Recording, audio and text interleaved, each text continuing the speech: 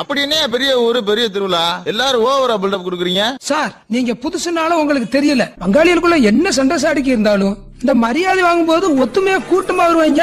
உலகத்துல எந்த முழு முடுக்கல் இருந்தாலும் சரி இந்த திருவிழாவுக்கு எங்க ஊரு பெருமை சொல்ல காளி வீரகாளி சூரகாளி வேதகாளி சண்டி முண்ட மகாகாளி பாதாள வேட்டகாளி மயானத்து சுடல காளி ரத்தம் கேட்கும் ஒத்திரகாளி அகிலமானு ராஜகாளி